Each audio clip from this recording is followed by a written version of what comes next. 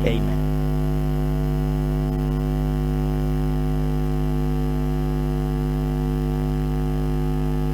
Good morning again.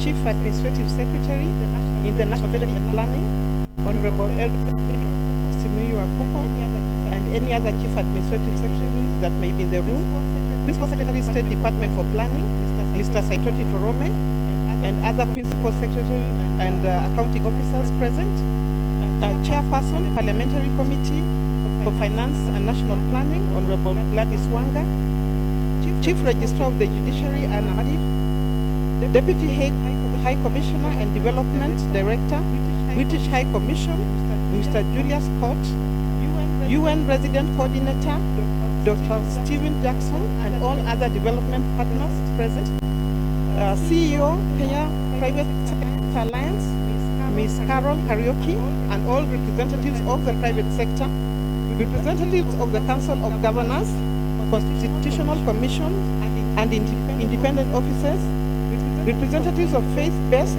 organizations and civil society organizations, leaders of youth and women organizations, staff from ministries, departments, and agencies, ladies and gentlemen. My name is Catherine Woki. I am the Economic Planning Secretary of the State Department for Planning, which is in the National Treasury and Planning. And I would like to start by first apologizing for the late start of the program. I know a number of you are here quite early, and we will do our best to make up for time.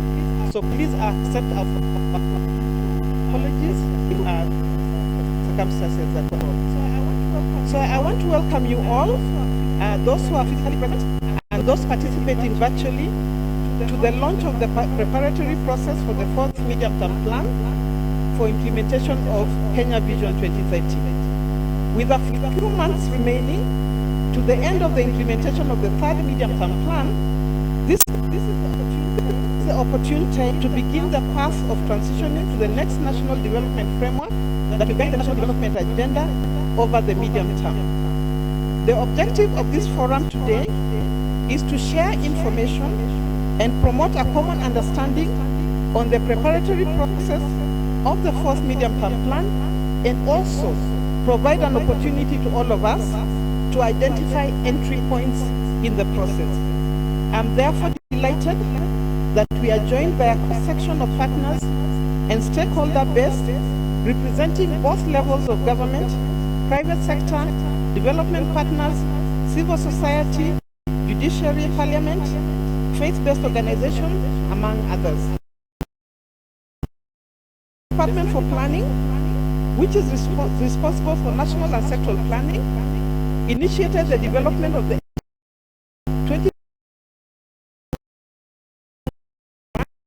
with consensus building on the concept note,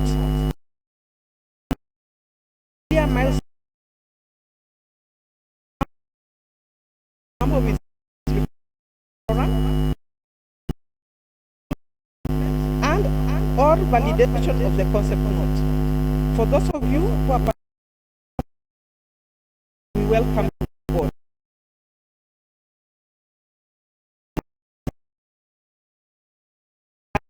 Designing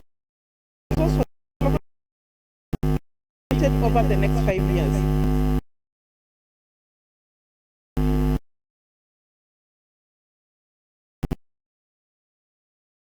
And public the national. It is a process that requires strong commitment from all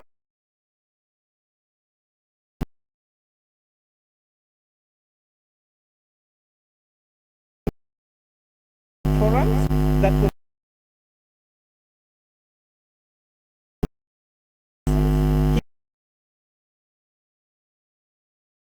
that I will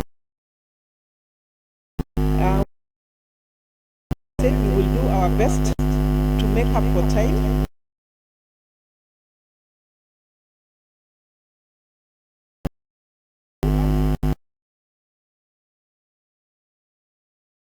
Remarks and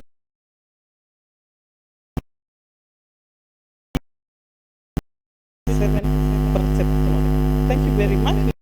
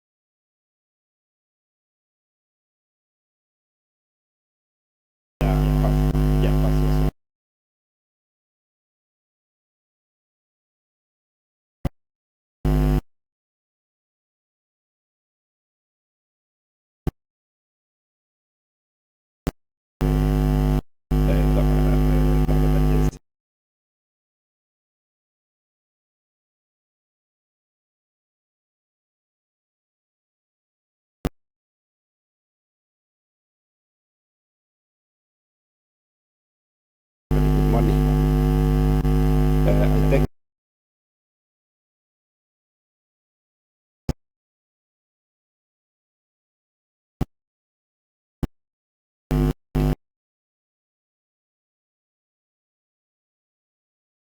to this session, I also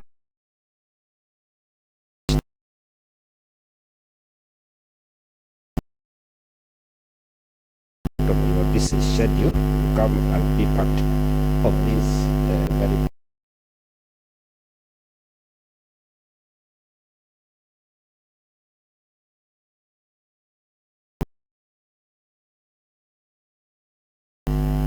of the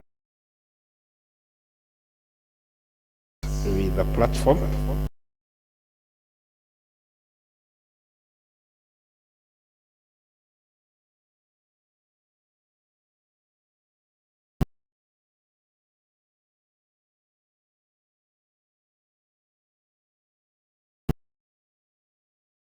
Support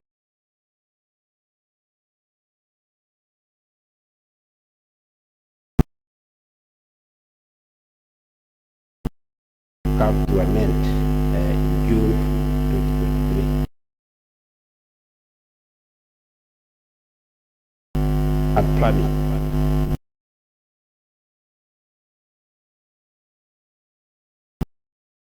Of from July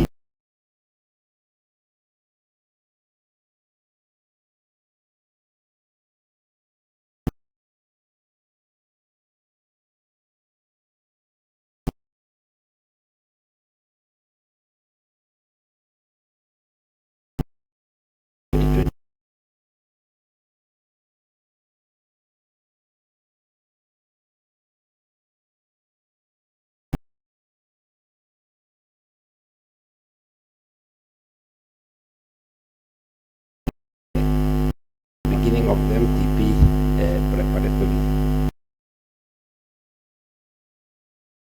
especially in planning, has undertaken initial step by steps to lay down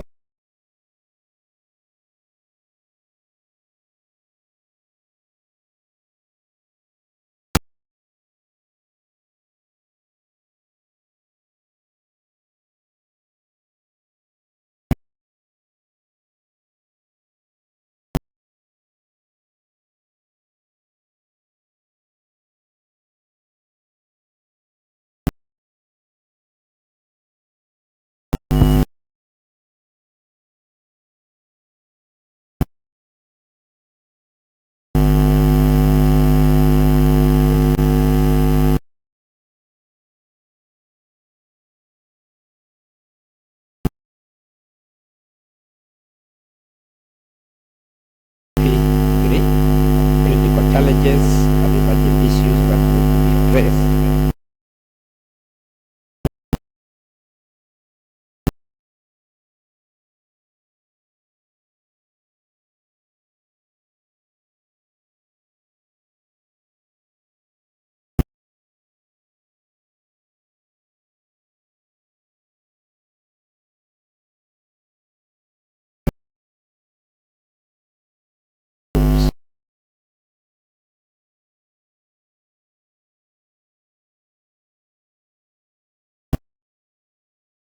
National Stakeholders Forum of the MTP preparatory process have been the National Steering Committee and the National Stakeholders Forum.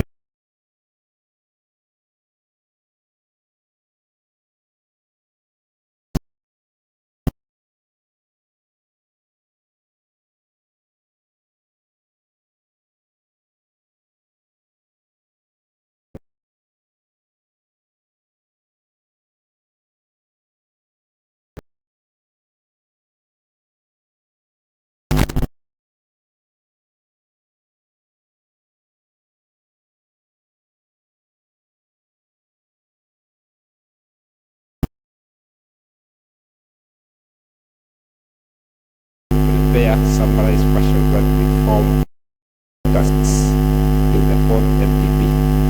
The State Department for Planning has also nominated 2 of its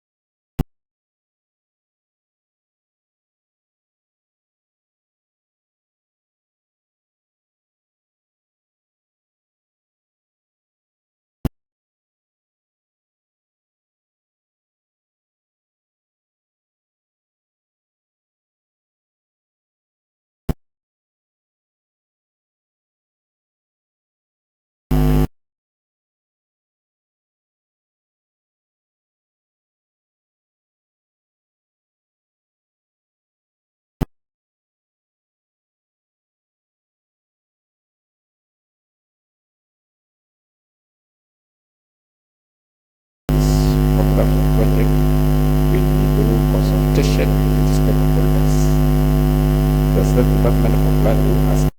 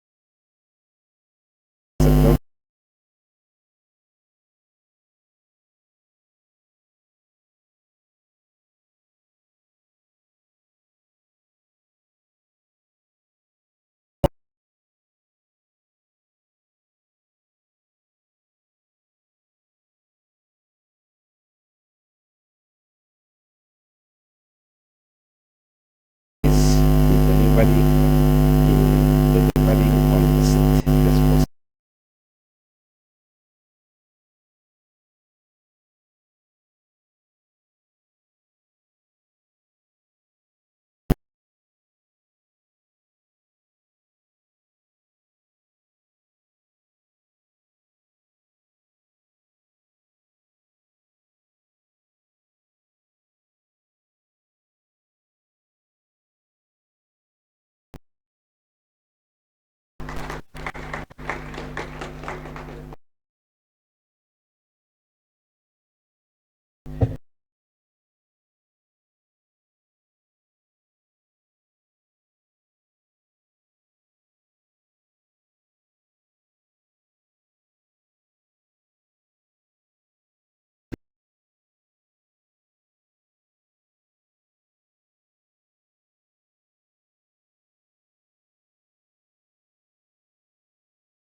The policies, programs, and projects.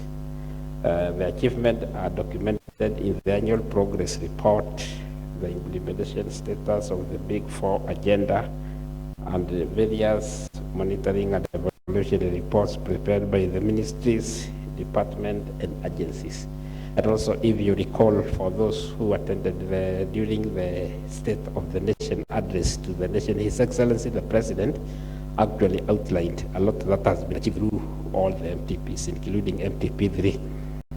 So it's worth noting that the MTP3 was faced with challenges that impeded the full execution of the macroeconomic.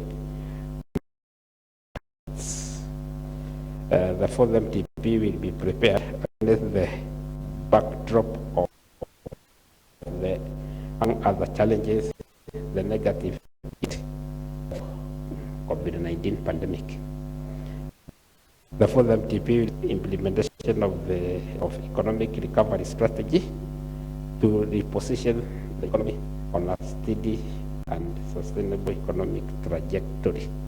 Remember, we had actually prepared the post-COVID economic recovery strategy, so all those strategies will be incorporated. Those ones, the ones that have not been implemented. It will at the reverse in order to foster growth, employment creation, and of course, poverty reduction.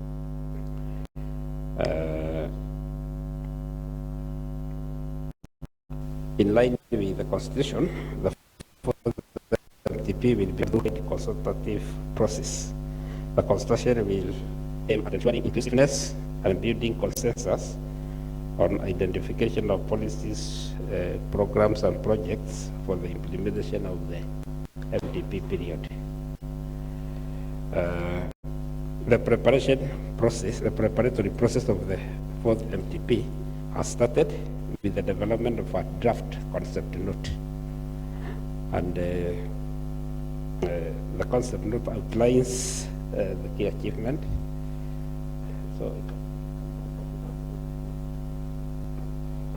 So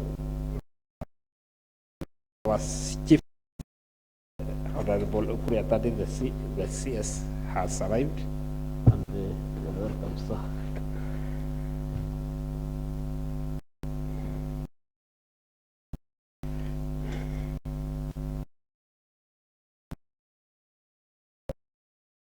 Waziri for arriving. I was just in the middle of presenting the concept note. So the key achievement during the implementation of NTP3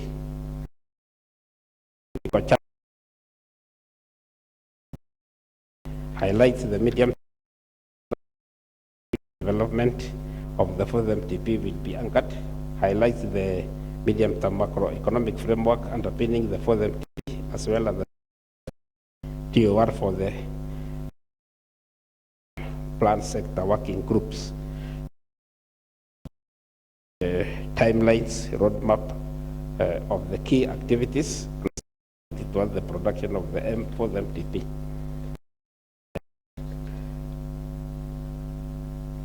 So, COVID-19 pandemic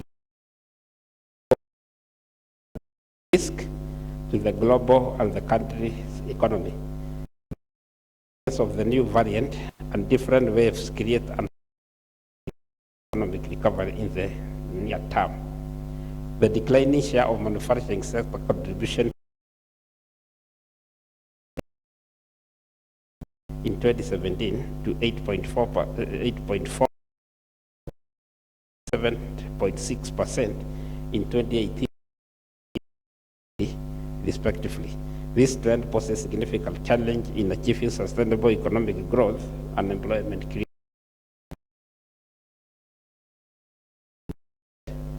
And it is vulnerable in drug.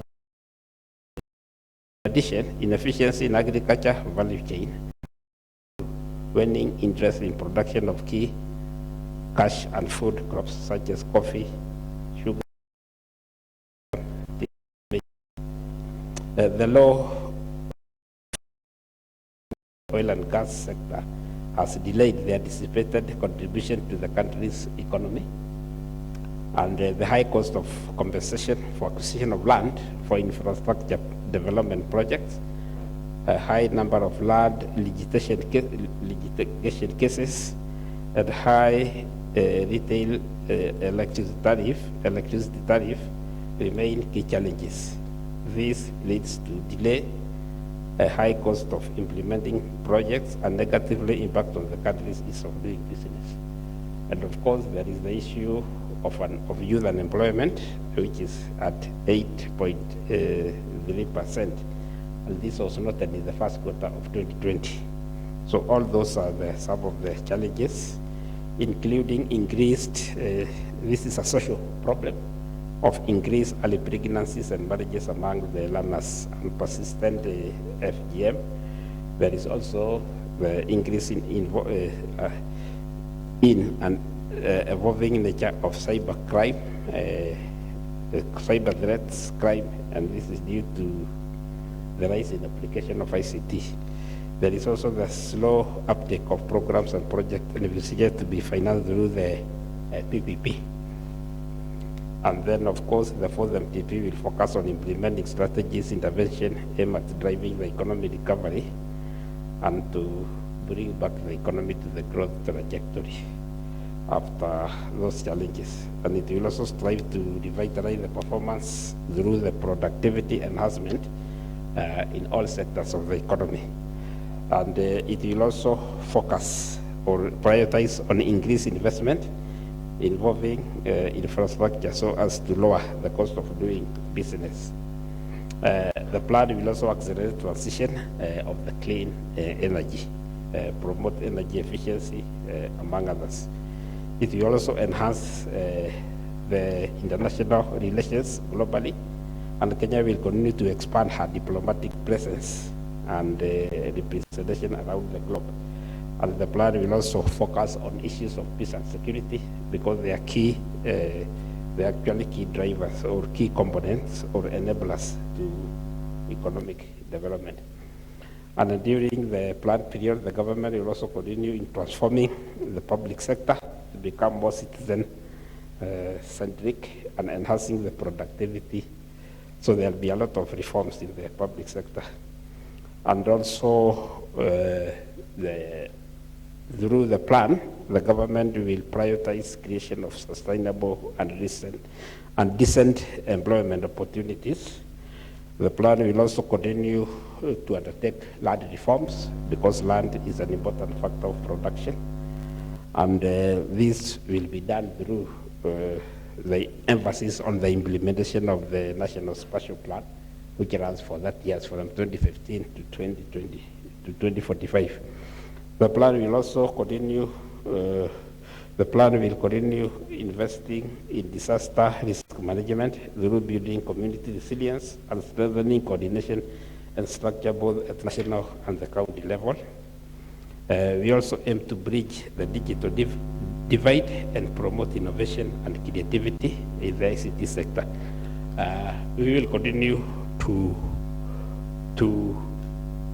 increase the share of manufacturing sector to the GDP. Remember, manufacturing is one of the big four.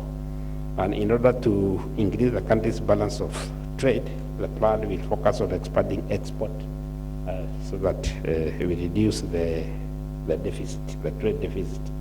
And this will also, some of those things will be achieved through the Africa Free Trade Area. And we shall also continue to promote competition in the financial sector. The plan will also endeavor to position Kenya among the top 10 long-haul and leading tourist destinations. So there will be a lot will be done to make sure that the tourism sector is on its feet after the COVID-19 disruption.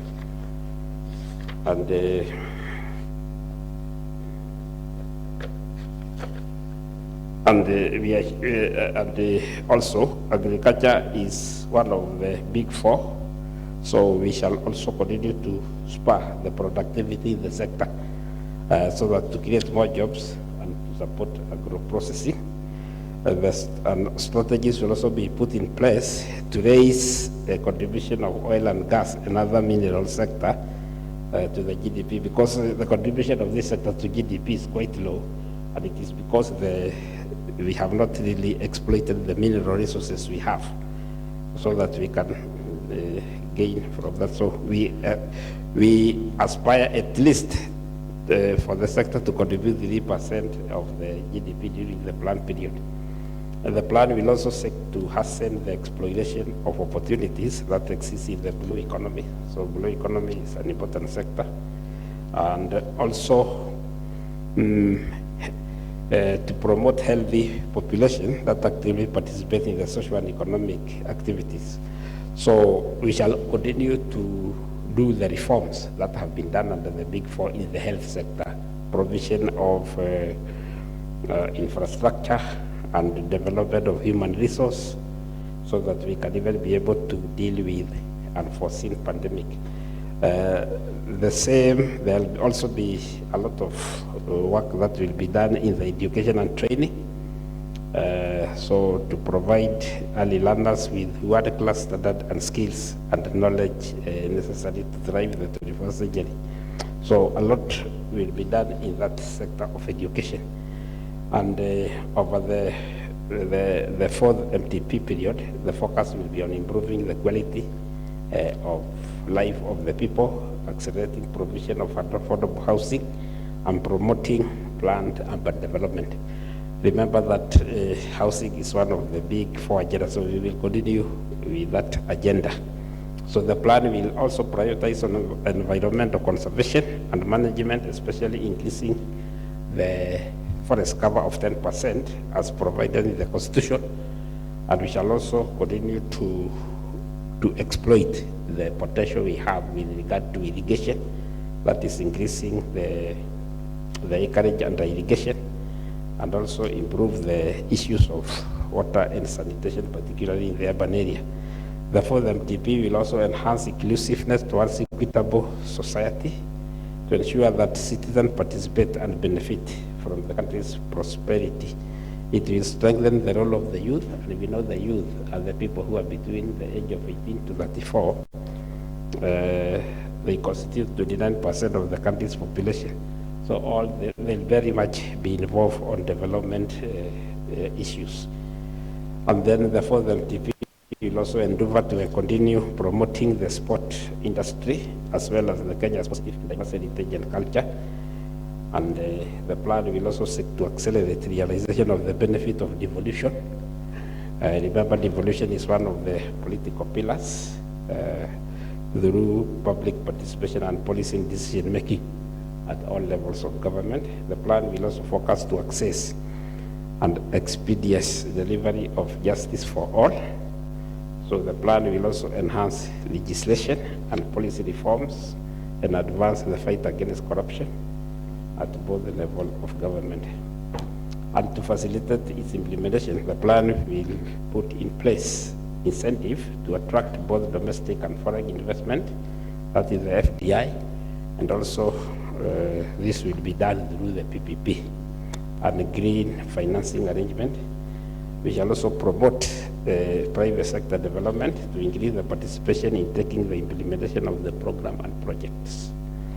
The continued support for the development partners will be promoted to ensure that donor financing is well aligned, harmonized and coordinated in line with the priorities of the 4th MTP.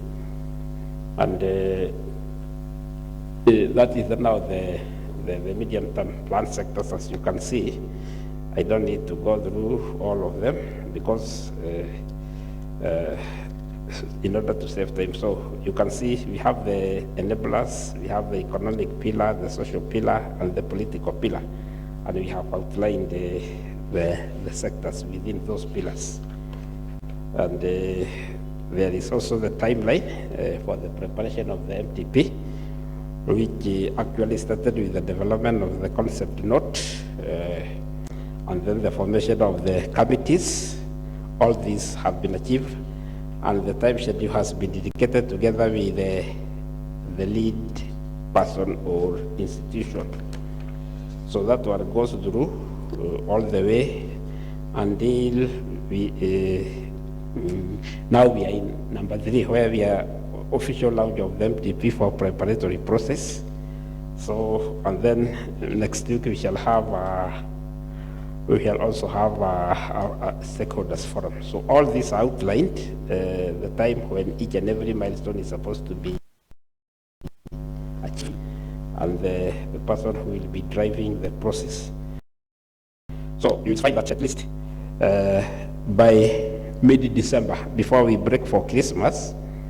We shall have the publication of the MTP, and then a year from now, because that will be the end of January, we should be able to launch the MTP 4, which will take us from 2023 to 2027. And I thank you for your attention. Thank you.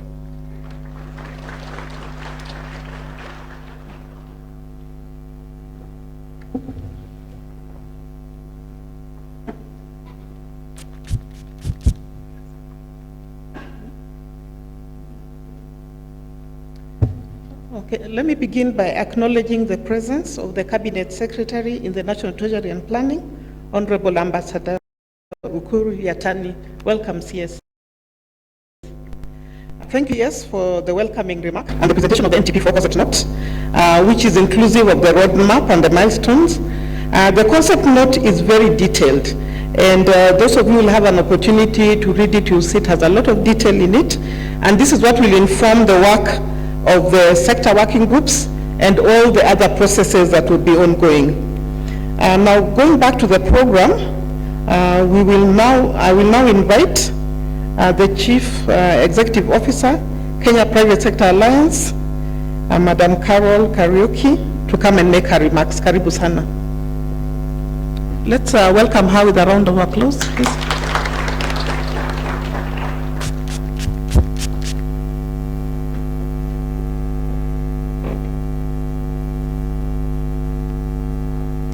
Thank you very much. Ambassador UK Yatani, Cabinet Secretary, National Treasury and Planning, Mr. Saitoti Torome, Principal Secretary, State of Department of Planning, government leaders who are here, development partners, captains of industry, my fellow Kenyans, good morning again. Good morning. Did you have some breakfast? This should be an exciting session when you think about we are planning for our country, and so I'm hoping we're excited to be part of this and that we look forward to really what this will be. For me, when I think about this, it's about transforming lives, which is the overarching theme in the current medium-term Plan 3. And it's a coincidence, since we would have known, who would have known what 2020 would have turned to be, and our lives became transformed by the pandemic in a way that will never be the same again for generations. And despite the tough learnings from the pandemic experience, we need to continue celebrating the silver lining, especially in technology and efficiency in processes. And so I want to thank the government this morning, and thank you, PS, for what you've articulated. And I won't go into a lot of those details, but I'll give some thoughts of what have we seen and what are we looking forward to the MTP for. But let me first thank the government for ensuring Kenyan citizens have been safe, and we've weathered the COVID-19 pandemic better than many countries that we've looked up to in many ways. So thank you for the social protection policies, like the cash transfers that were put in place, the work that we've done together with the private sector, from vaccines to food, to all the different initiatives that we've worked together. And I want to also take a special, to give special gratitude to my private sector colleagues. You really went out of your way. It was tough, you were all suffering, you were not doing business, but we realized that we all have to cross to the other side together. And so if we focused in our little ways, we would not have. And so we've done a lot together, and I will not articulate that here today. That's for another time, but I'm so grateful. And for our development partners who came in and supported us in all different ways, supported the government, supported the private sector, and supported other stakeholders to make sure that we've weathered this. The pandemic is not over, and so we have to continue to soldier on, but as we soldier on, we have to plan for our country. And so we are thankful for all that we have been able to do as we look back. And I think for me, many times we forget, and I know government is not very good at communicating and saying Vision 2030, when it all started back in the NAC government, is what we are still implementing today. And many times, I think most Kenyans do not associate what they see on the ground and what the vision is about. And I think we need to communicate more about the vision so that people realize when they see roads, when they see different things happening, change of education system, universal health care, that there's a background to all that. And KICC worked so closely with the then NAC government in the development of Vision 2030. We've continued to work very closely with government in all the MTPs processes since then, and it's we as KICC, which brings together the private sector in one body. We do prepare what we call the National Business Agenda every 5 years, and we incorporate the MTP process because we are always involved in the MTP process, and that's what we use to engage the executive, the legislature, the judiciary, and other stakeholders, development partners and others, as we on a business enabling environment. And so this for us is just not another exercise, but we take it very, very seriously because it has impacts in our lives as business, but in the lives of the economy. And we are a private sector led economy, and so for that reason, that's why we participate in this. Out of MTP3, if you will allow me just to mention just three, what we've seen is more entrenchment of the private sector in all the three pillars in the economy, as we've continued to engage, as I've mentioned, the different government arms and government bodies, the social pillar and the political pillar, and I'll mention how. And some of the economic is the infrastructure, which is the foundation of all development. When I hear sometimes Kenyans who sometimes are confused by politicians, and they told you don't eat roads, and I say, but when the same politicians go to the ground, what do the locals ask for? Can we have this road? Can we have this dam? Can we have this water? So it's infrastructure at the end of the day, because they know, every Kenyan knows and every human being knows that infrastructure is key and it's the foundation of all development. And so we've seen that and a lot of growth with MTP3, which is one of the things that we really had talked about when we were developing MTP3. Digitization of government services, especially Huduma and other services, have been key, and we've seen the impact and effect of that. And the reduction of time is money, and for every business person seated here and every Kenyan, we know any minute wasted you cannot recover, and it costs. And so seeing the government services, being able to renew my driving license while I'm seated at home, renew my passport and only go in for the end of it, that has meant a lot for the business, and we want to see a lot of that. And may I say, and I'm going to mention it again later, can we embrace, start looking at different areas of digitization, on areas that we have not touched, like the different systems that would really make it more efficient, would make it more transparent. Ease of doing business, even though the results are not going to, we're not going to continue to do as we have done before with the World Bank starting 2020. Kenya did great milestones, and it's because we've worked together. It's part of what, again, we really looked at in MTP2 and MTP3, and the country has moved from 136 to 56 by 2020. And some of those processes, some of those reforms will continue to enable us to become the industrialized country that we want to be. And that has given us access, ease of access to credit, for Kenya being number 4 in the whole world. That is a milestone to celebrate. SME credit scheme, we hope we are going to see more of our SMEs being able to move on in their businesses, because if they can't borrow at affordable rates, then they will not be able to grow. The regulations of our digital lenders and etc., we and the digital aid. And so we have to have the right regulations that we grow in that area. Then shifting a little bit on the social pillar, the quality of education is our 4th goal towards sustainable development, and seeing the Ministry of Education grapple and try as much as possible to say, what do we need? What kind of education do our children need, so that they are prepared for the world that they are going into, and the world that is constantly changing. For us, one of the milestones in that is the revival of TVETs. You know, industries have been struggling with technical skills, and because we have a lot of managerial skills that are coming out of universities, but we've not had enough technical skills. And so seeing that, and seeing a lot of the TVETs being revived in the different counties, in the different locations, we are looking forward to growing our industries. We've talked about the manufacturing pillar. It cannot grow without the technical skills, and so we need that. And so we're going to continue to push for that, even in MTP4. In the health sector, again, a big push on the universal health care. This is a big cost for business. If we do not have healthy employees, then business cannot thrive and the economy cannot grow. And so the need to really ensure that we have the universal health care, and business is there to support. We are willing to give everything that we know how to be able to thrive in this. And so this is another area that we look forward to engaging again in MTP4 and saying, where are we?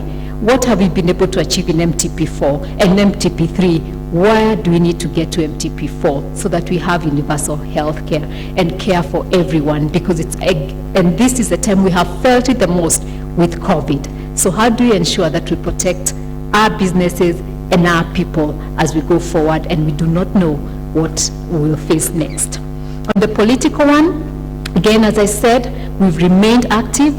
In 2007, we all know what happened to the country, and business came together and said, this cannot go on. Life has stopped. Lives have been lost. Livelihoods have been lost. And we came together and worked with government to where we ended up with the National Accord. And since then, we said we shall not remain on the periphery, but we continue to engage. And so in 2012, 2013, 2016, 2017, we did run a Kenya Daima campaign, and that is basically, it's a campaign that is inspired by KEPSA, but engages all the sectors, religious, civil societies, development partners, youth, women, and others. And really our work is to say, can we be able to have peaceful elections and transitions whenever it's transitions? And we also look at other areas, leadership. Are we really growing our leadership for this country? And so this year, leadership is a big focus for us. We're just starting the Kenya Daima campaign. We've started pushing with voter registration, because as we're saying, if you're thinking about this country, if you're planning about this country through the MTP4, then where are the people? Do they choose the right leaders who will also advance what we are planning? So yes, we've done well on the ease of doing business, but we've not done too well with the cost to doing business. And so the cost remains high to doing business in this country, and that makes it hard for the small enterprises, for the large enterprises, for the foreign investors who want to come into this country. And so we want to look at that and say, how can we be competitive How do we make investors not want to leave this country, whether they're local or foreign? And how do we make investors come into this country? So that is a big focus that we'll be looking at, even as we look at MTP4. And I thought, as I thought about, and as I wind up, and as I thought about this MTP4, and I said, what can we do different? What direction can we look at? And I thought about, what if we started looking at demand-led consumption? And what am I saying? In demand-led consumption, we've always talked about creating jobs, and I've had the PS talking about how do we create employment, how do we create jobs, how do we create industries. And I'll give an example of demand-led consumption, using a real example of something that happened in this country. With the affordable housing, one of the things that the government did and worked very closely with us was, and I'll use the case of the first set of affordable housing. They put up when they were putting up the tender of what is needed in the housing, they said, yes, we may not have some of the small companies being able to win the big tender of construction. And so we may have some foreign investor and we may have some local investor coming in. But how do we get our SMEs? And we've been talking about value chains, which I hope will be a big agenda for MTP4. And they say the doors and the hinges, can we give that to our small enterprises? And we know our Juakali sector, and they've been producing this very, very good doors, good hinges and all that. But they've always produced one or two because they've never had the mega business. And so the government went to them and said, and one of the groups and said, could you produce this? And in this is what the specifications we need. And they said, yes, we've always produced, but maybe one item at a time. But we can produce mega. And they said, okay, here's the contract for this affordable housing, one set of it. And the team, remember the other thing we've always been doing is trying to get the SMEs to formalize. But the good thing with demand-led consumption, you don't have to force them to formalize. So the group came together, formed an association, and went to the government and said, okay, we are now an association, can you give us capital so that we can now begin the work? And the government said, no, I've given you a contract, I've said what I'll pay you. So go to the bank and get some money. And the group realized we can't go as an association to the bank. So they formed a company. What have they done? They formalized. And so you don't have to force them to formalize. Went to the bank and got a loan and did the work. Once they did the work and they were paid, the next thing they asked the government was, would like to be part owners of these houses. And the government said, there's Boma Yangu, go fill in your information, and some of you, and we see who gets, if you're part of the lucky ones to get them, because it's by rota. And half of them, almost half of them, did get the houses. What did that do? First, they have formalized, they've become a company. Secondly, they have now moved to better housing. Thirdly, they've employed more people. Fourthly, they can consume more goods and services that they didn't consume before. So what have they done? They have stimulated other industries, so they're able to buy, because they now have purchasing power. They're able to go for holidays with their families through SGR to the coast and other places. And so that, for me, is the demand-led consumption. And maybe it's something to think about in all the different areas that we are thinking of government. So I'm just giving that example. As we move forward, how can government move to that? Instead of just giving money, we've always argued about with the development partners saying, we don't need aid anymore, we want aid for trade. So can we do the same locally? Thank you very much.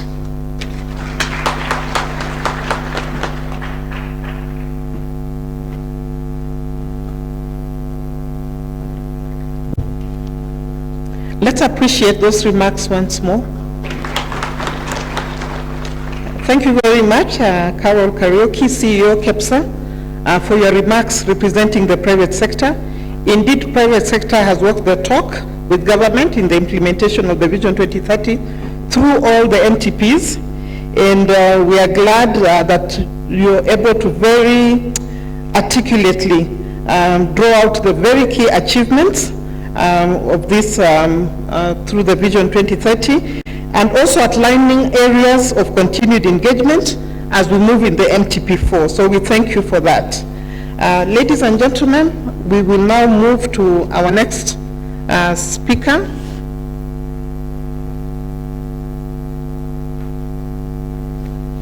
Yeah, we'll have two representatives from the development partners, and we will start by listening to the UN Resident Coordinator, Dr. Stephen Jackson. Welcome. Let's encourage you.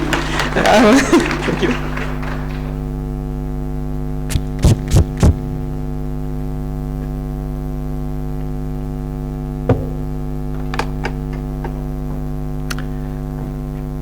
Hamjambo, marafiki.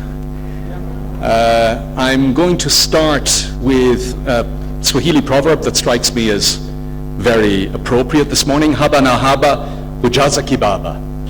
Except, of course, that it isn't a small contribution that we're making this morning. It's a very big one. But it's a wonderful and vital first step that we are taking in launching this process together of MTP4. So it strikes me that haba na haba, hujaza kibaba is not a bad place to start. Waziri, PSs, Madam CEO, my brother Julius, development partners, my brothers and sisters from the United Nations system, excellencies, friends, good morning. And on behalf of the two entities that are the co-chairs of the Development Partners Group at the Heads of Cooperation level, that is the United Nations and the United Kingdom, and in my own capacity on behalf of the United Nations system, it's really a great pleasure to congratulate you and the government of Kenya for the launch of this excellent MTP4 process. The Development Partners Group is ably chaired at present by France and the World Bank, and it brings together more than 30 international partners, including the United Nations system. And I think none of those 30 member organizations and governments will contradict me if I say that together we stand with you and we stand by our commitment as international partners to align our development cooperation directly to Kenya's policies and priorities and support this government and governments to come to implement them through the framework of the MTP4. We want to salute also the really significant achievements made under MTP3. The MTP4 must and will, I know, build on those achievements and will complete the process of building Kenya back better after the COVID pandemic. Marafiki, pandemics, both present and future, I'm afraid, the deep impact of the climate emergency, and a sub-region more turbulent than we've seen for years. Kenya, in short, remains an island of stability, growth, and progress set in a sea of challenges. And it follows, for me at least, that sustainability and resilience must be at the core of MTP4. And that means building multidimensional resilience for Kenya as a nation, as a society, as an economy. Multidimensional resilience to the climate emergency, again, to present and future pandemics, to socioeconomic shocks, and yes, that political and security turbulence in the broader sub-region. So first, concerning the climate emergency, we, the international partners, want to urge Kenya to continue with a massive ambition to lead the world in setting a low-carbon direction for her economic development and to protect the long-term value of Kenya's extraordinary and breathtaking natural resources for the country but for the planet. Making this green transition, it's not just an obligation, it also represents an extraordinary economic opportunity for Kenya to attract major investors with strengthened value chains in a diversified economy while restoring and preserving those fabulous ecosystem services that I mentioned, and thereby reaping the rich rewards that will accrue to Kenya as a global first mover in that green transition. The green transition can build very directly on the achievements already made under MTP3, where Kenya ranked very high on science, technology, and the Innovation Index, amongst the absolute leaders on the African continent, and where also Kenya saw impressive gains in technical and vocational education and training. So friends, coloring the future economic pillar of MTP4 green and maximizing nature-based solutions will attract major investments, put the well-educated and innovative Kenyan workforce to its best use, and create new jobs and employment opportunities for Kenyan youth. A brief point then on socioeconomic resilience following COVID.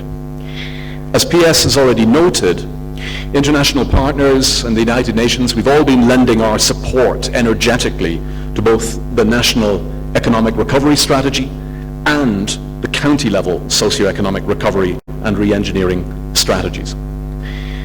But the challenge of correcting and redressing the deep socioeconomic damage inflicted by this COVID pandemic, and crucially of future-proofing our economy to pandemics, that challenge remains. It won't be finished under MTP3, as PS has already emphasized, so let us really ensure that socioeconomic resilience to future shocks of that kind is woven deeply and centrally into the fabric of MTP4, and you can certainly count on UN Kenya and the international partners in that regard. Let me now turn to the third, final, and central, for me, resilience challenge and opportunity. And I'm sure Julius will add many more to this list. Like many countries around the world, Kenya faces an ongoing challenge of social cohesion and inclusive development. National level growth over the last decade, national level growth over the last decade for Kenya has been, in a word, remarkable at the macro level, and remarkably resilient, so the IMF tells us, in the face of COVID, with Kenya posting growth rates at the end of last year that are quite extraordinary given the constraints. So that's not the challenge. The challenge is to ensure that everyone in the Kenyan population is brought on board the same train, that everyone enjoys collectively the fruits of that extraordinary growth, and that everyone makes that journey together towards sustainable development for all and achieving Vision 2030 and the 2030 agenda of the SDGs. UN Kenya recently completed a Leave No One Behind analysis, which we had the great honor to present to His Excellency the President of the Republic. Amongst the Leave No One Behind risks that it identified very clearly were the continued gender inequalities that deeply impact girls and women, who, of course, you don't need any reminding, constitute actually more than 50% of the population. The second was the deep, and in some cases deepening, geographical disparities between some parts of the country that are booming and some parts of the country that risk falling behind. And those are principally, in our analysis, the northern and northeastern and other counties that form the ASALs, and also the urban informal settlements. And last, but very definitely not least, the lack of opportunities faced by children and youth. The 35 million Kenyans under the age of 35, the more than 50% of the population who are children. All of these different groups in different ways have been echoed in the presentations already made this morning concerning some of the challenges faced during MTP3. But creating and ensuring equal opportunities for all in Kenya will be key to maintaining the positive trajectory and the long-term success of Kenya under MTP4. So we as development partners would urge a razor-sharp focus on this challenge of leaving no one behind and lifting everyone to achieve Vision 2030 and the SDGs, within the compass of MTP4. And we would like, as development partners, to call on us all to ensure that those principles are woven into the fabric of MTP4, anchored there in the terms of reference. Finally, before I conclude, some words on effective development. So the development partners reaffirm today through me, and I'm sure through Julius, our commitment to the OECD aid effectiveness principles, and you know them very well: ownership, alignment, harmonization, results, and mutual accountability. We stand ready to engage with the government and partners in this multi-stakeholder dialogue throughout the MTP4 process based on those 5 key principles. The Development Effectiveness Group is the formal platform for the development partners' collaboration and partnership with government. It discusses and it promotes the development effectiveness agenda together with the government, the county governments, and delighted that COG are with us today, civil society, and the private sector. We really highly value this platform, and we're ready to engage through it and in other ways to strengthen our interaction with the MTP4 process, including particularly at the sector level. Waziri, a development partnership forum was last held in 2018. Perhaps the moment has now come in the context of the MTP4 development process to consider another development partnership forum. We'd certainly warmly welcome that. The development partners also look forward to engaging with the government over the coming months to contribute to the MTP4 in other ways that we hope you would find useful through the MTP4 sector-wide working groups and in the National Stakeholders Forum that was already mentioned, working together towards achieving Vision 2030 and the SDGs. And I can certainly promise you again that the international partners in the United Nations family in Kenya are very keen to engage with you through all of these.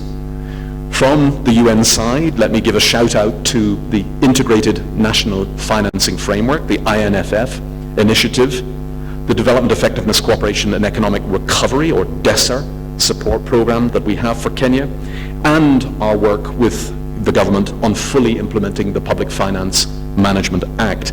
Collectively, all of these different tools are powerful ones to help you ensure that all forms of development financing, be they domestic, international, public, private, all of them are fully aligned and harnessed towards the achievement of MTP4 and the SDGs, and that in particular the national budget is coloured green for the green transition, coloured pink for gender, women and girls, and coloured all the colours of the rainbow for children and for youth.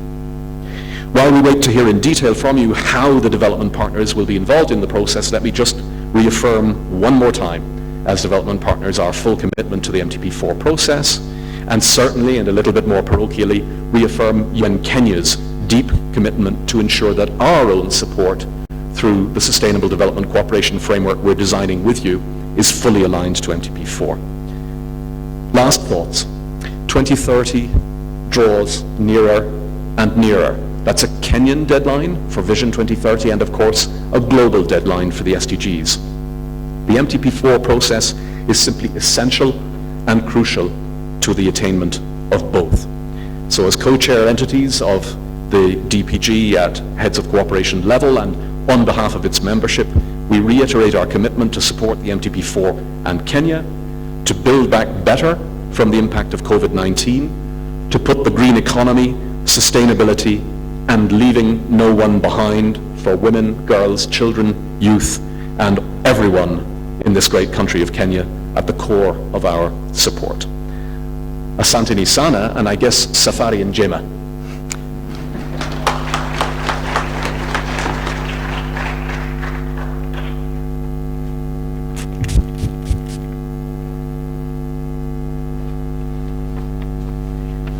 Ladies and gentlemen, please join me in appreciating those remarks. I was hoping that Dr. Jackson would give his remarks in full Kiswahili from beginning to end, but thank you for that. We appreciate your remarks, the areas of focus, the principles, and we appreciate the reaffirmation of the commitment to work with us through this process, and I thank you for that. I will now invite the next development partner representative, who is the Deputy High Commissioner and Development Director, British High Commission, Mr. Julius Scott. Welcome. Let's appreciate him as he comes.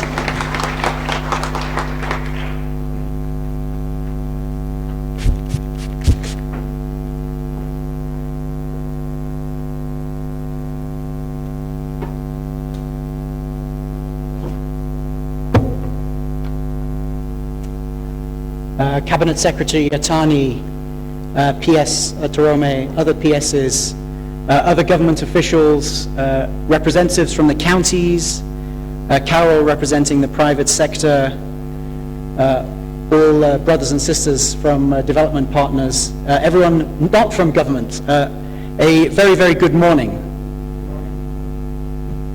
As the other co-chair of development partners, Kwanzaa, nakusema hongera, nataka kusema asante.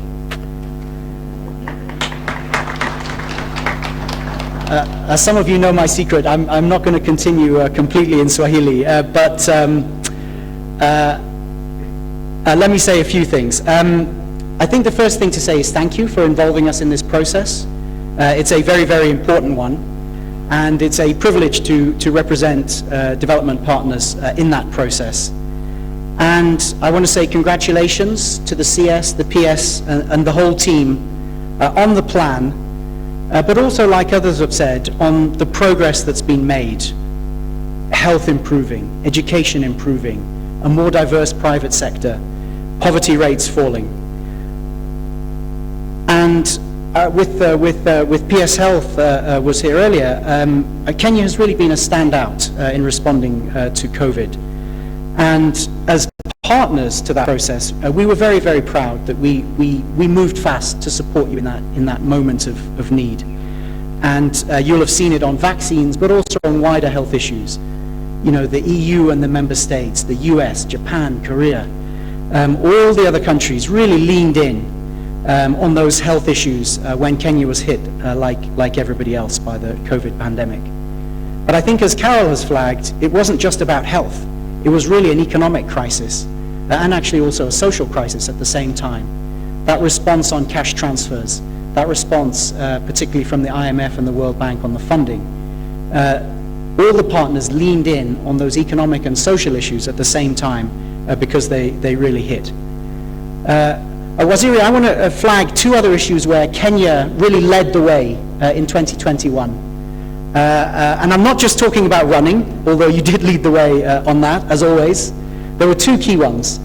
At the Global Education Summit, $4 billion were raised. His Excellency the President co-chaired that summit, $4 billion raised, and also the Kenyatta Declaration was widely adopted, which is about maintaining and increasing that proportion that's given to education in country expenditure.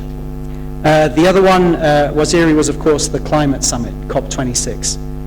And again, Kenya showcasing renewable energy, nature-based solutions, climate finance, that really impressive NDC, nationally determined contribution, and the commitment to net zero. So again, commitments, movement unparalleled across Africa on this crucial issue of climate. And CS Yatani, you were at both of those with His Excellency the President, making that link between the commitments, the planning, the policy, and of course the finance is very, very important. So friends, a few thoughts on the road ahead. And as partners, we humbly submit these. These are based on knowing a little bit about Kenya, but more actually looking at the global context and looking at global experience.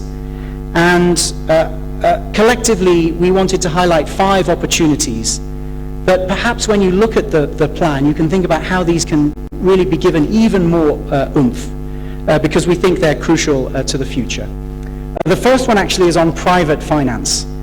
And we know the challenges that Kenya and frankly many countries across the world face There's some tough choices to be made now on where finance is put. But the key will be to have models where infrastructure and other services are delivered with private finance, sources of finance that don't add to the debt burden. And Kenya has been exactly doing this, mobilizing private finance, including from international investors. When you look at MTP4, it's that focus on the Nairobi International Finance Center. It's that public-private approach to bringing in finance that will be so crucial. And this is one of just the big opportunities to grasp. The second opportunity is on really unleashing the private sector even further. I was going to say a little bit about this, but let me just say I agree with Carol. The only things I would add is really just about how important the sets of issues she talked about. So some people talk about a youth time bomb that's ticking. I prefer to flip it actually the other way. I think there's an immense opportunity with a very educated, very capable, very dynamic, very entrepreneurial group of people that can really be the focus. And I think some more emphasis in MTP4 on that key demographic, because it's so big and it's so important. The third opportunity is the one of inclusion, and Stephen has talked a lot about this, absolutely vital. But when you look globally, what can happen to countries as they progress is they can get stuck in an inequality gap. So it's not just about people who are getting left behind, but it actually prevents national progress. And I think that's key. And some of the ones we've talked about, the gender gaps, some geographical marginalization. CS, there's nobody who knows, frankly, better than you with your background, as governor, as the CS for Labor and Social Protection, CS. There's very little we can tell you, but realizing that it's an opportunity. It's not about it's not just about supporting people who are getting left behind, but it's about realizing that opportunity so that all parts of the country and that all people are brought into Kenya's progress. The fourth opportunity is the future is green. It's very, very clear. And to be clear, this is not a northern global agenda. We all see the challenge here in Kenya. We see the droughts, we see the floods, we see that climate change really affecting parts of the country. But again, we see that opportunity, and it's hard to imagine another country with so much of the capability to realize that opportunity. When you're looking for nature-based solutions, when you look at the biodiversity, when you look at the carbon markets that the Treasury's already been working on, and when you look at that opportunity, people talk about a green wall of finance. That finance is looking for places to go, and it's exactly Kenya that has the opportunity to grasp that and to realize the vision. And when I was growing up here, we heard a lot about Nairobi as the green city in the sun. You hear a lot now about Kenya as the Silicon Savannah. And when I think about putting together the climate side with the economic opportunity, with Kenya's digital wizardry, it just feels like, that opportunity to really be that green city in the sun even more, to realize that Silicon Savannah vision is exactly where to go. Finally, the fifth opportunity, and again, reflecting, we have colleagues from around the country, the different counties here, but it's a wider point about strengthening institutions, because you can get into an institutional trap as you progress, and always upgrading institutions. Digital ways of working have been talked about, exactly right. But when many of partners, and many work on this, I think it's Canada and the UN currently chair the group, I may have got that wrong, but many partners work on this. Strengthening devolution, the systems, the processes, not for themselves, but to deliver for the people of Kenya, feels like an exact, incredible opportunity, and again, one that your partners will be with you. Very finally, CS, PS, ladies and gentlemen, your partners will be happy to provide all kinds of detail should you want further information on this. But let me reassure you of really our collective partnership. We will absolutely walk with you on this journey. We will support your priorities as government. We will be aligned behind them. We will be with you. And we will be supporting the aspirations of people across the 47 counties of Kenya. So thank you very much. Asanteni sana.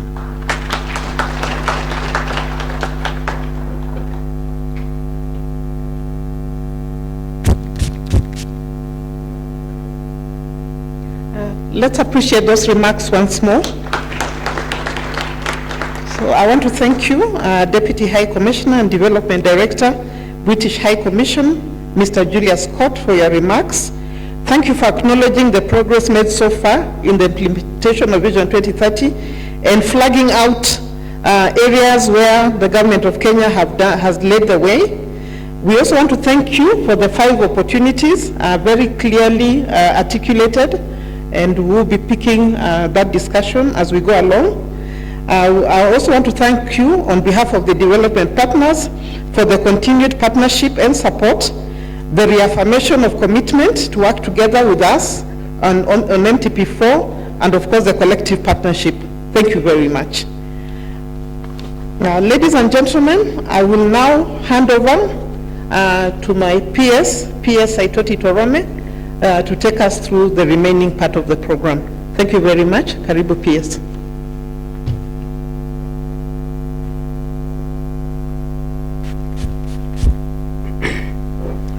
Thank you very much, the EPS, for leading us in that part of the program. And now we enter a very important part of our program.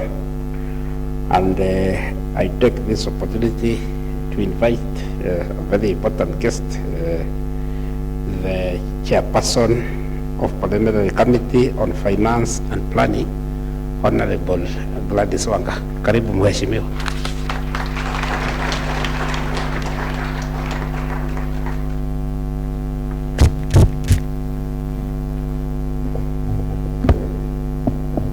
Thank you, PS Saitoti Torome, the Cabinet Secretary, the National Treasury and Planning, Honorable Ambassador Ukuri Yatani, the Chief Administrative Secretary, the National Treasury, Eric Simiu, together with other Chief Administrative Secretaries present, the Principal Secretary, State Department for Planning, Saitoti Torome, and other PSs present, the Chief Registrar of the Judiciary, Damana Madi, heads of sagas, development partners, representatives from the private sector, religious organizations and civil society organizations, representatives from youth and women groups. I see Maendeleo Wanawake, Rahab Muyu, the president there, staff from ministries, departments and agencies. Ladies and gentlemen, good morning.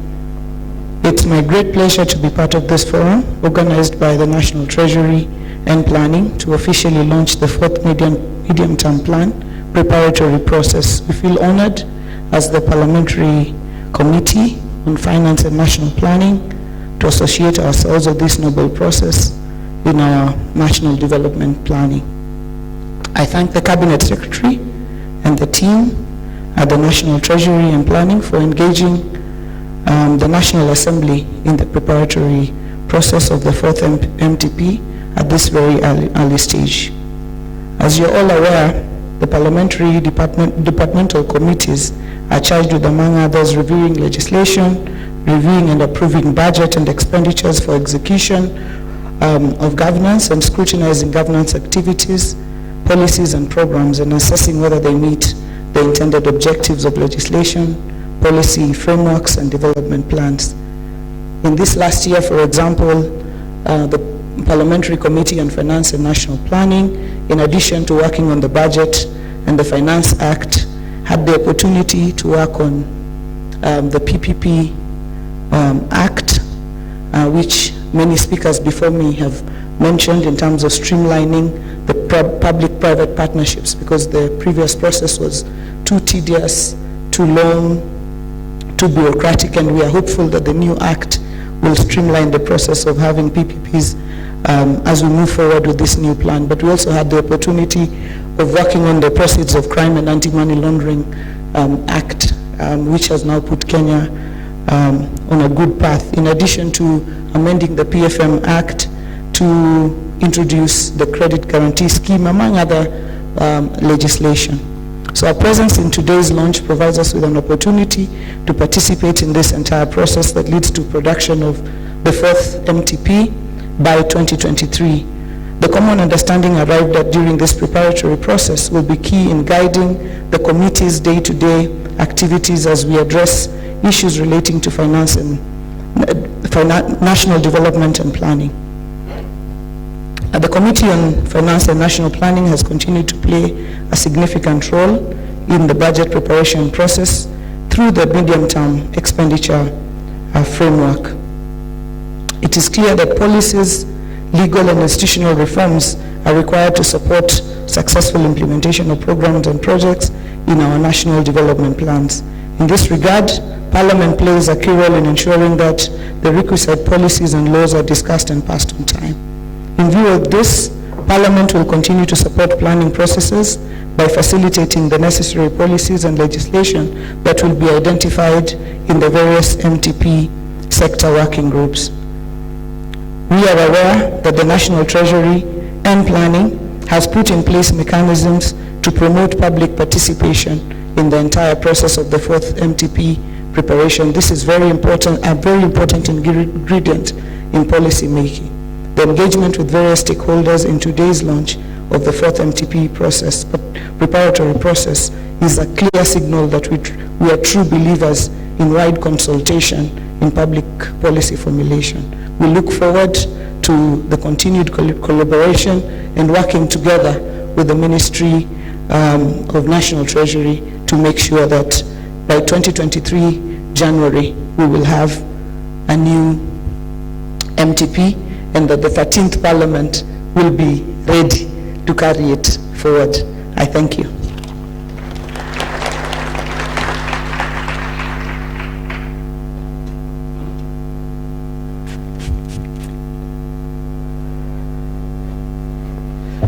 Thank you very much, Mheshimiwa Gladys Wanga, for those remarks, and we can appreciate her once more.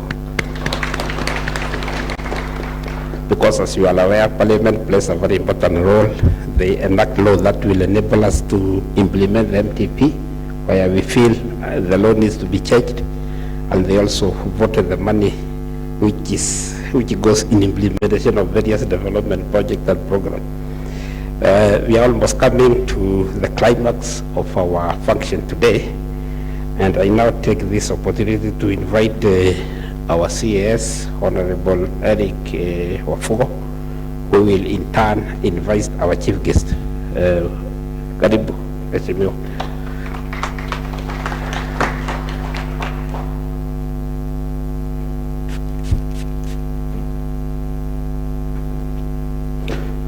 Good morning.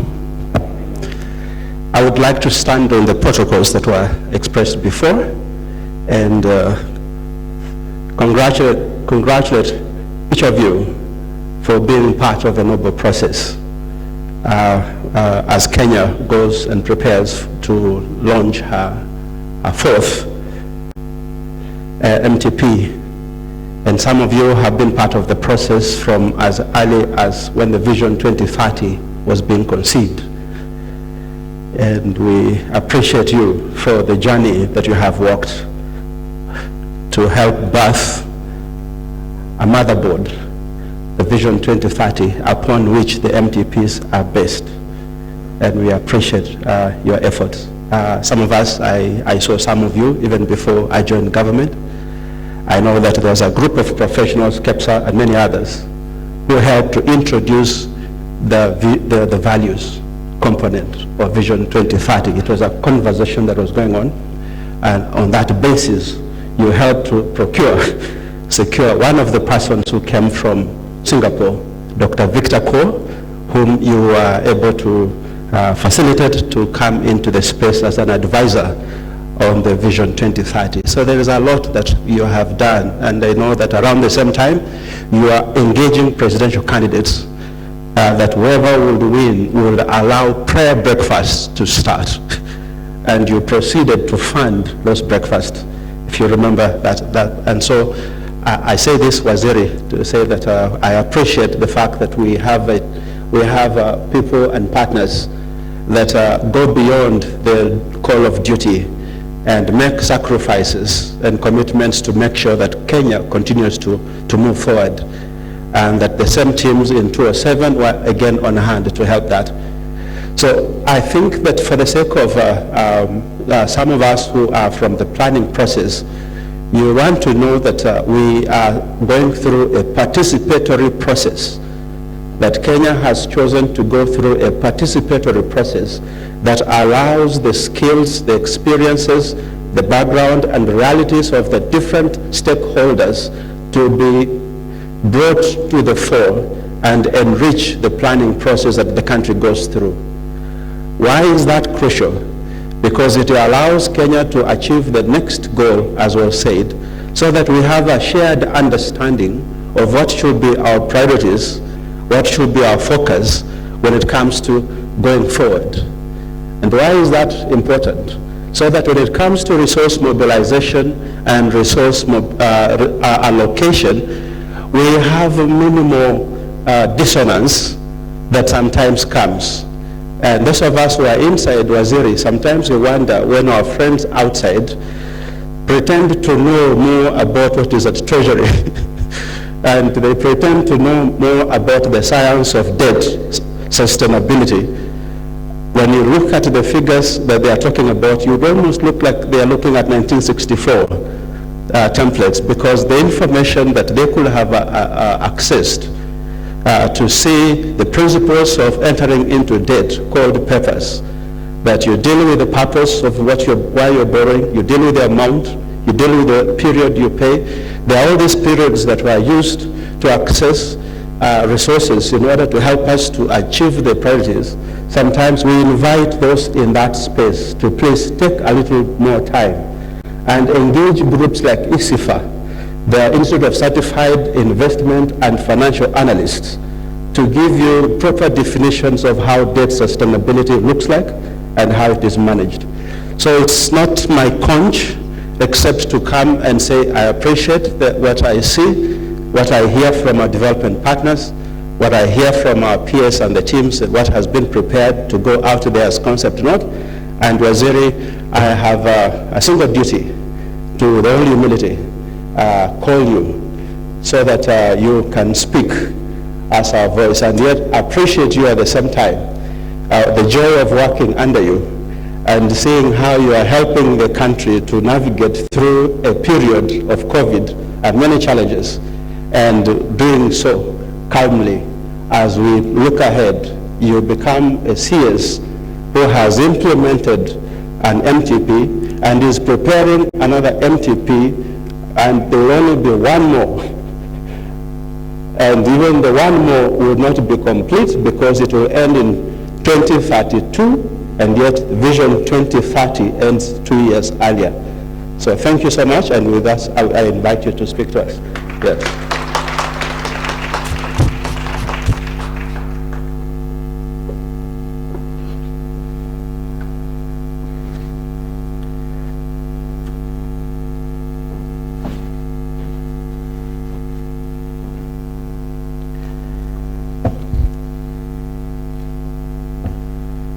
My colleague, the Chief Administrative Secretary, Honorable Eric Afuko, the Principal Secretary, State Department of Planning, Saitoti Tarome, the Chair of Finance and Planning of the Committee of the National Assembly, Honorable Gladys Wanga, Excellency, the UN Country Coordinator, friends from Development Partners section, both multilateral, bilateral partners who are with us here, representatives of the private sector, religious, and civil society organizations.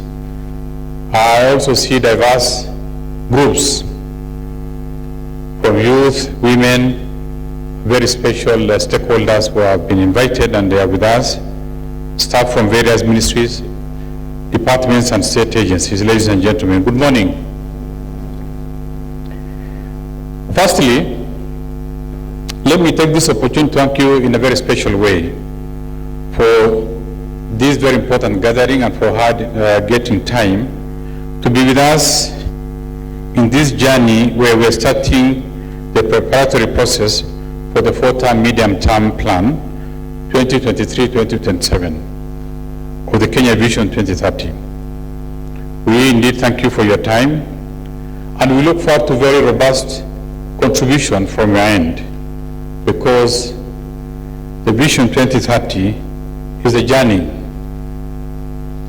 The plan that we want to undertake is just a section of that journey, and we want to ensure that there is smooth run all the way from the first year to the end, maybe 2030 later. Noting that the implementation of the third MTP 2018-2022 comes to an end by end of June 2022 this year, it has therefore become necessary that this stakeholders forum, comprising of governments and non-governmental organizations, be convened to embark on a journey of formulating this critical development guide. We know we are planning for the future, not only of our country, but also individually we're also planning for our children and for the world. And if we get it right, therefore there will be a predictability and a smooth implementation of the good things that we wanted to undertake and avoid the pitfalls along the way. The government implements the Kenya Vision 2030 through a 5-year successive medium-term plans. The fourth MTP, designed to implement fourth phase of the Kenya Vision 2030, will guide the development agenda of our country for the period we've stated, 2023 to 2027. It will also implement the second phase, the second last phase of Kenya Vision 2030, and therefore set momentum for the next long-term development blueprint. I think we should need to ask ourselves what next after 2030. 2030 is not very far. I think when the idea was mooted, it appeared very distant, but it's already with us.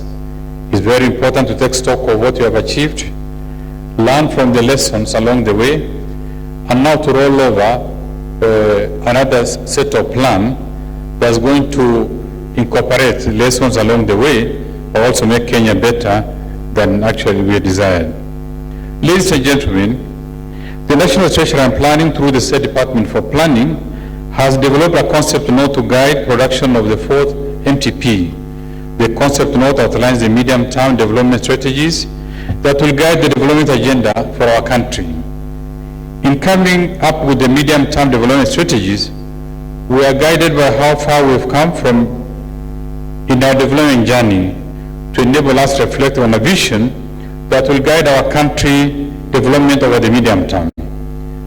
And I think that's why we indicated here earlier, there's also a self-assessment period. We need to carry out thorough evaluation of the plans that we've implemented and learn clear lessons from them and avoid the pitfalls that we encountered along the way. Sometimes good to have Kenyans actually particularly sometimes known for producing one of the best plans. If you look at the plans at independence, they still stand out as the best document that many people have learned, many people have used, even the region and beyond. Unfortunately for us, on many occasions, they just gather dust in our various shelves, and we hardly make reference to them. And these are things that I think we need to avoid. In doing this, we took into consideration lessons learned and challenges faced during the implementation of MTP3 to inform the future strategies.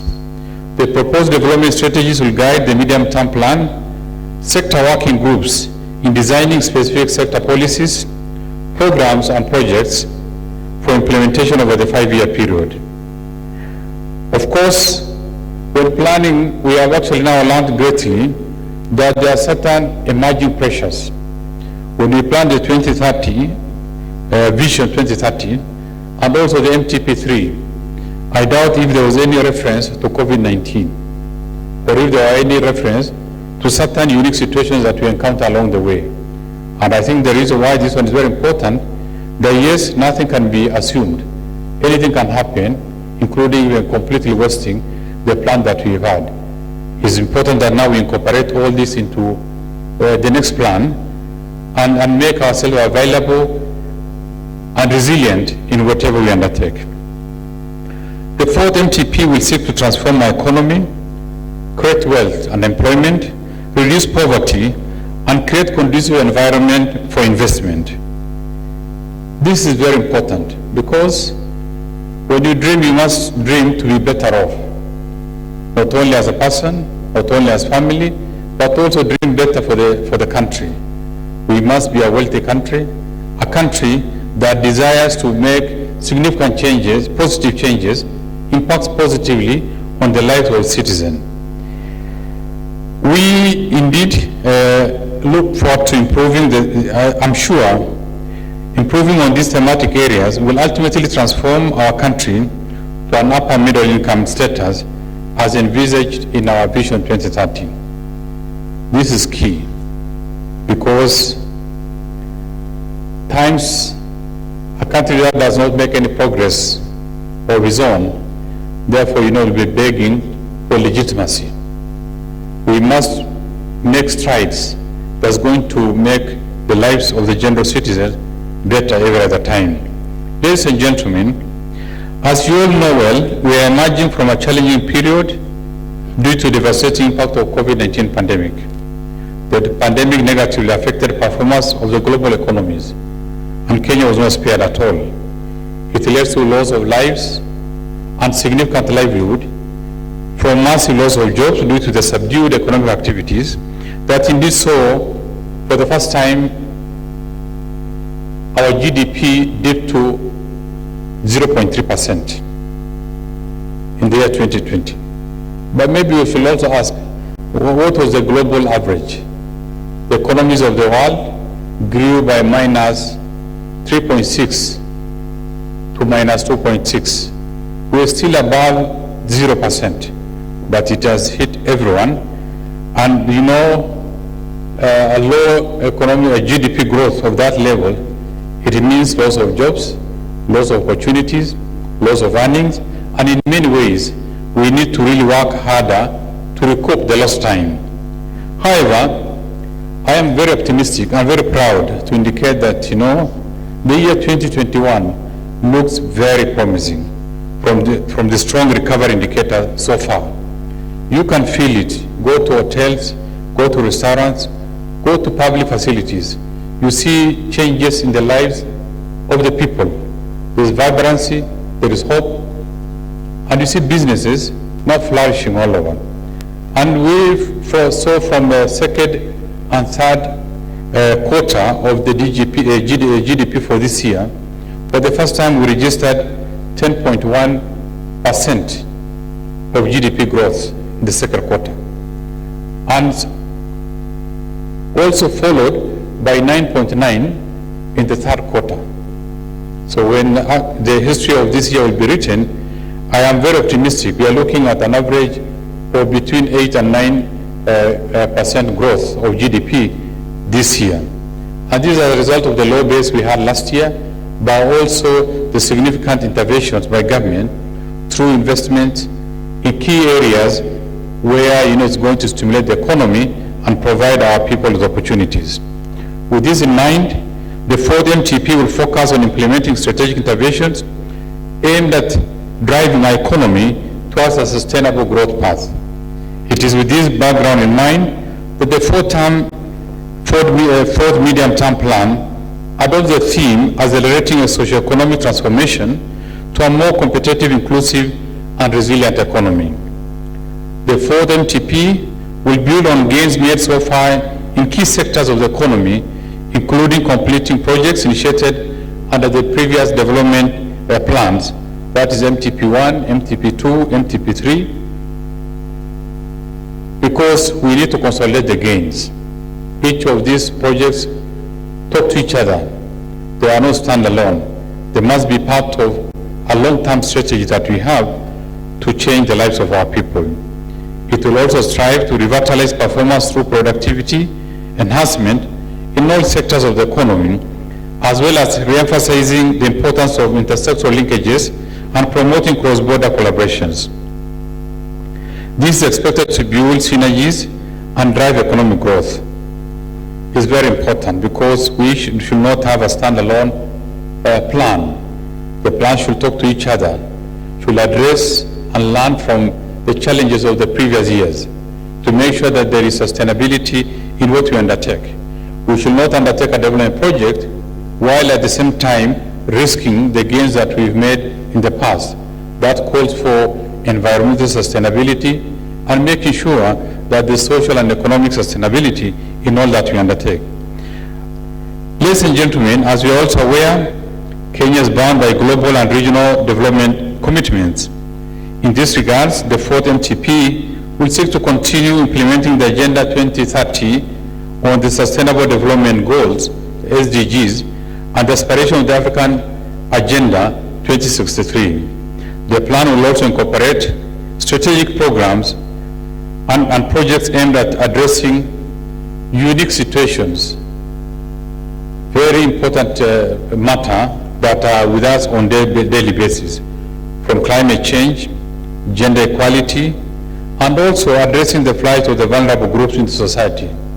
There will be no need to have development when there is serious disparity in terms of incomes, in terms of opportunities. We must aspire to plan for each one of us by making affirmative interventions to pull everybody along. We must not leave anyone behind. That is the only way that, we can have a wholesome development for the country. Ladies and gentlemen, the fourth MTP will be delivered through 25 MTP sector working groups as structured in the Kenya Vision 2030 pillars and foundations for national transformation.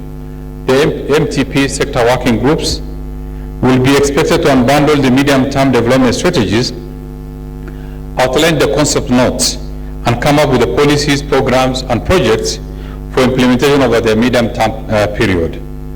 I call upon chairpersons, hopefully some of them are here or all of them are here, of the MTP sector working groups to recommit themselves and provide leadership and overall guidance in the entire process of the formulation of the fourth MTP.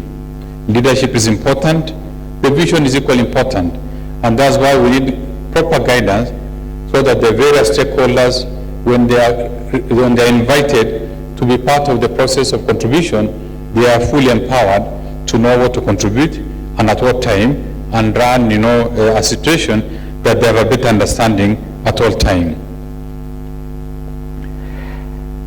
We are confident that under their leadership, under the sector working group chairs, this will yield transformative programs and projects aimed at improving public service delivery, addressing poverty reduction, creating the much needed employment opportunities, and improving the country's investment environment. I think this is very important because we are not planning for government, we are planning for the country. We are planning for the private sector. We are planning for everyone that has a stake in this country. And therefore that's why we need to have a very robust engagement with all the stakeholders, particularly the private sector. As the engine of growth of any country, we need to be sensitive on their contribution and give an opportunity on how they see it and how it should be done for it to be incorporated in our overall plan. Because they know, as a business entity, they have a responsibility to grow the economy, and they can do it only if there's clear and consensus partnership with government. Ladies and gentlemen, the preparation of the fourth MTP will be conducted through wide consultations in line with the requirements of our constitution and the need to engage citizens on public policy making. I think this has been part of us since the enactment of the 2010 constitution. Stakeholder engagement, public participation is a key requirement on any policy decisions. That's why we have now diverse. It doesn't matter how informed they are. It doesn't matter their locality. They have a right to participate and shape any policy decisions that is good for the country. Indeed, representation in this forum is a clear indication that as government, we are committed to bring everybody on board in this process. When I look around this room, I see people have come from, they have come in all shades and colors. They've come from all counties. We have representatives of the county government. We have the various stakeholders, policy institutions, and this will give us a very important opportunity to have a document that's reflective of all the opinions of the various shades within our country. As also presented in the concept note, we have appointed members of the National Steering of the National Stakeholders Forum, with representatives from the government, development partners, private sector, civil society, and representatives of youth and women. This is very important because now from the various perspectives, we'll be able to have a document that gives us a true reflection of the concerns and aspirations of the country.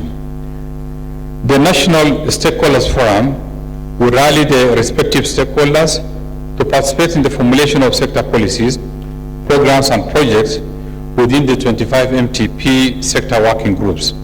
Further, in order to ensure that we truly achieve wide and inclusive consultations, the National Treasury and Planning, through the State Department of Planning, will hold county consultative forums in all the 47 counties.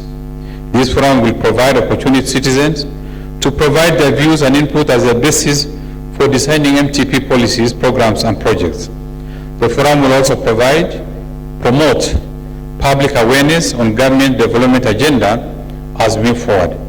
I think I don't want to belabor so much on this point because this plan is not imposed by anyone. It's not an imposition by government, nor even development partners who we keenly work with. They belong to the people. And therefore, that's why that broad engagement, however tedious and expensive it may be, becomes critical part of the planning. Ladies and gentlemen, as we gather here today, we are reminded of the fact that close collaboration between government and non-governmental actors remain critical to the success of this exercise and formulating the MTP all the time. Over the medium term, we'll endeavor to deepen private sector participation in implementation of programs and projects within the public-private partnership framework. This is in full recognition of the fact that the private sector remains key driver of investment, technological advancement, and employment creation.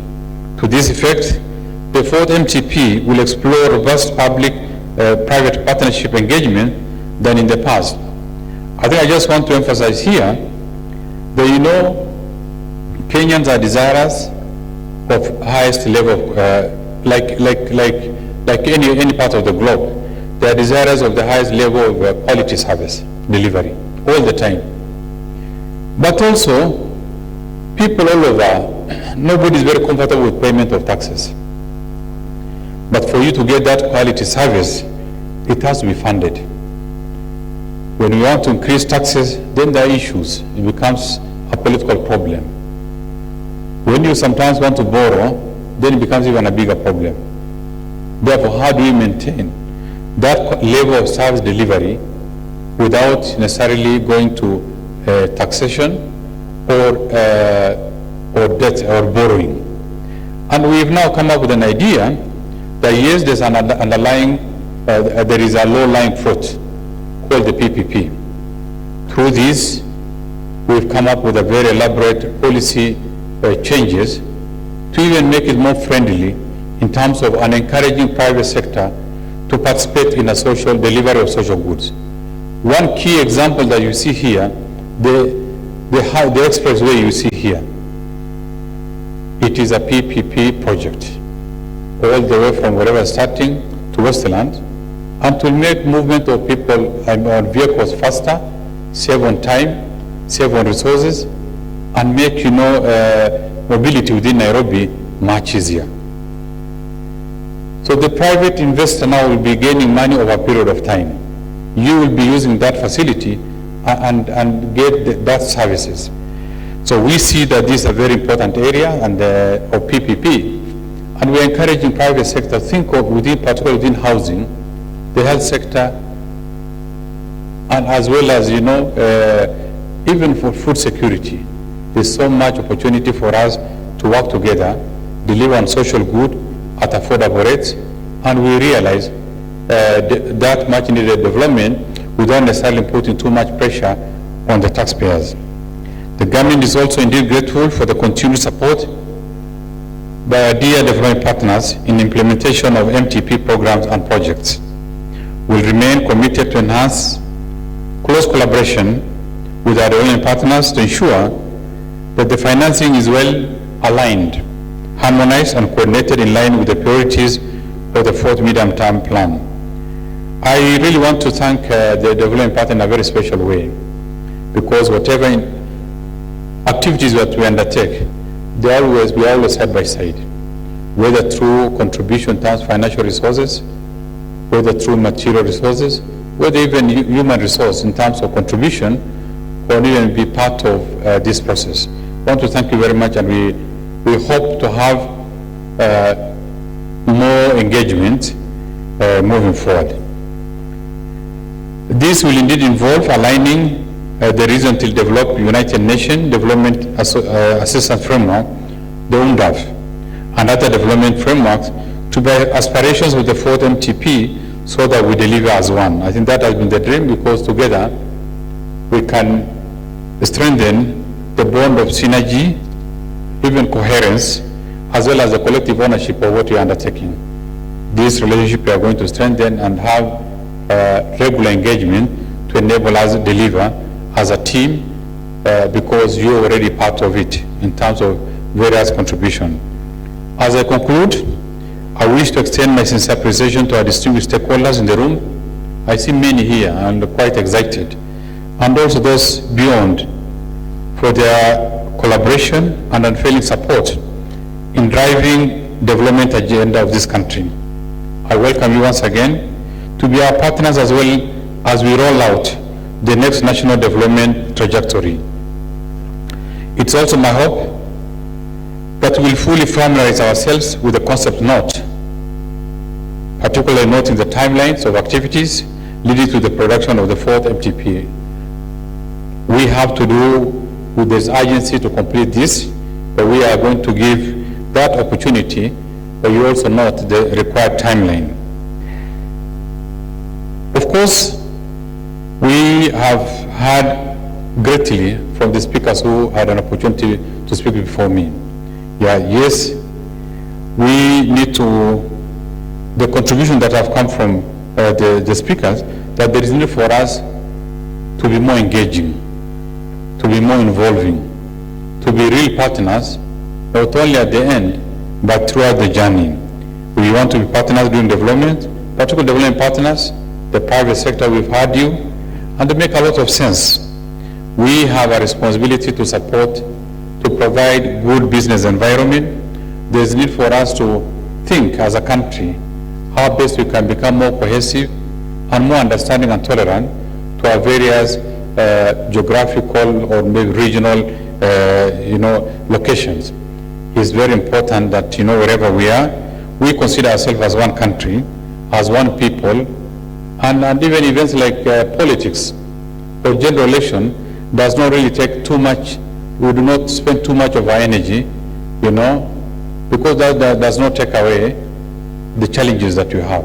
We have to balance between when to run around with the political rallies, but also contributing significantly to our own cause as families and as a country.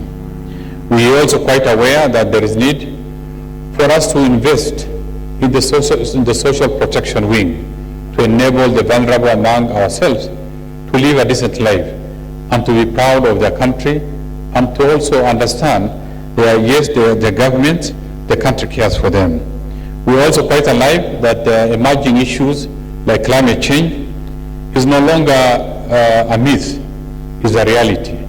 And some of us who come from areas that are gravely affected by the impact of climate change, like northern Kenya, we feel it, and every single day we have challenges. You know the death of livestock, then is complete degradation of the environment and the slow pace of recovery. I think these are things that must cover and take front stage in our planning bit. We also have certain emergencies, unknown before, like COVID and the rest, and this has given us very big opportunity to plan accordingly so that we are never caught off guard. I think with all those remarks, I want to thank you very much, and now it's my single pleasure to declare the fourth MTP 2023-2027 preparatory process officially launched. Thank you very much.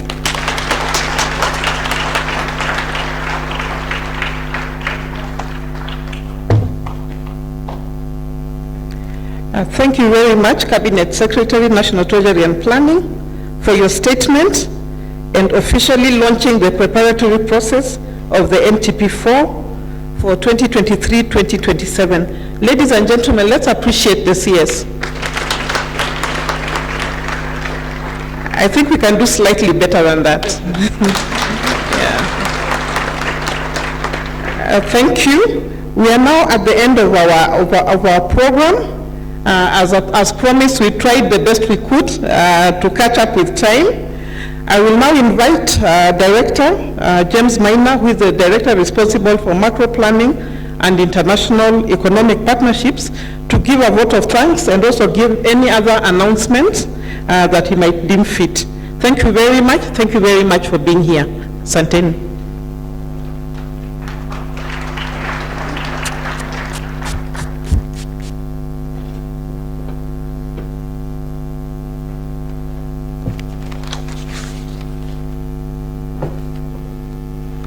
Thank you. Let me, with profound joy and gratitude, thank you, Cabinet Secretary for the National Treasury and Planning, for guiding today's launch of the fourth medium-term plan preparatory process. You have now given us the necessary guidance and blessings to embark on the technical aspects of the process. Through you, sir, allow me to extend sincere gratitude to the CAS and the Principal Secretary, and also the Chairperson of the Parliamentary Committee in Finance and Planning. We have wider representation here. Registrar of Judiciary, we have representation from the Council of Governors, we have the representation from the Constitution and independent commissions and independent offices, development partners, and private sector. We have the religious and faith-based organizations, the academia and the media. We have women and youth organizations and the entirety of the civil society organizations. We have dear colleagues and fellow countrymen and women, and we thank you so much for honoring the invitation. Thank you so much for being with us and for your kind participation. We too appreciate many Kenyans who have been following through these proceedings through various online platforms, and we say a big thank you. I have perhaps not mentioned all participants present here, but we are all invited because we represent various sectors, institutions, and stakeholder space in our country's quest for development. Please feel appreciated. We are sure that without you and your input, we cannot make it. In designing and implementing effective government programs, priorities, and strategies for improvement of lives and livelihood of our citizens, we are greatly honored by your presence and your continued support, partnerships, and collaboration with us. We look forward to working with you within the MTP for framework, either in the National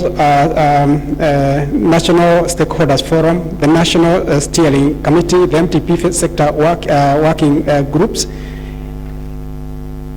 and we feel that together we will make it.